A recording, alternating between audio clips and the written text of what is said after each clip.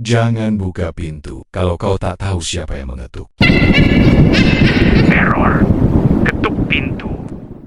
Selamat datang di jam 12 malam, tempat di mana kisah nyata menjadi nyata kembali. Jangan dengarkan sendirian. Mari, kita mulai.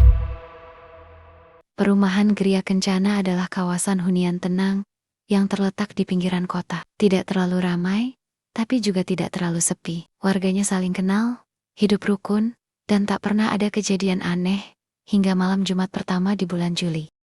Malam itu, sekitar jam 1:30 dini hari, keluarga Pak Adi dibangunkan oleh ketukan lembut di pintu depan. Bukan ketukan keras, melainkan ritmis dan pelan, seperti seseorang yang tidak ingin membangunkan semua orang. Tok, tok, tok. Pak Adi mengintip lewat lubang pintu. Tidak ada siapapun. Ia membuka pintu perlahan. Masih tak ada siapa-siapa di teras rumah. Jalanan depan rumah pun sunyi. Hanya terdengar suara serangga malam dan desau angin. Ia mengira itu hanya kenakalan anak muda iseng. Namun malam berikutnya, Ibu Lina, tetangga dua rumah dari Pak Adi, mengalami hal yang sama. Ketukan datang di waktu yang sama.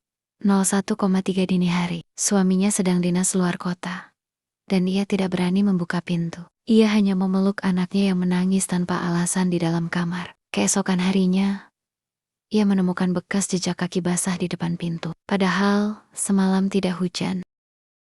Hari ketiga, 6 rumah mengaku mengalami teror yang sama. Ketukan misterius, tanpa wujud si pengetuk. Ada yang mencoba merekam, tapi hasil video gelap. Ada yang memasang kamera CCTV, tapi kamera justru mati total jam 1:29 dan menyala kembali jam 1:35. Selalu di jam yang sama. Warga mulai resah. Satpam perumahan dikerahkan untuk patroli malam, tapi anehnya, tak satu pun satpam mendengar atau melihat kejadian itu secara langsung. Mereka justru merasa ngantuk berat dan tertidur di pos. Malam kelima, seorang remaja bernama Dina memberanikan diri membuka pintu saat ketukan itu datang. Ia menjerit keras hingga membangunkan warga. Ia ditemukan duduk di sudut ruang tamunya.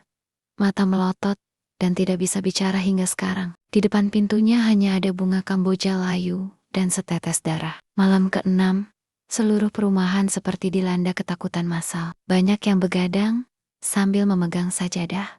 Sebagian lagi mengungsi ke rumah kerabat di luar kompleks. Tapi tetap, ketukan datang di tiap rumah yang ditinggali. Seolah tahu mana rumah yang berpenghuni dan mana yang tidak. Malam ke-7, tidak ada ketukan, tidak ada suara. Hening. Seolah-olah semua kembali normal. Esok paginya, warga keluar rumah dengan rasa was-was. Tak ada satupun petunjuk. Semua jejak menghilang. Tidak ada rekaman, tidak ada bukti. Hanya cerita yang beredar dari mulut ke mulut. Kini, bertahun-tahun telah berlalu. Namun cerita itu tetap jadi misteri.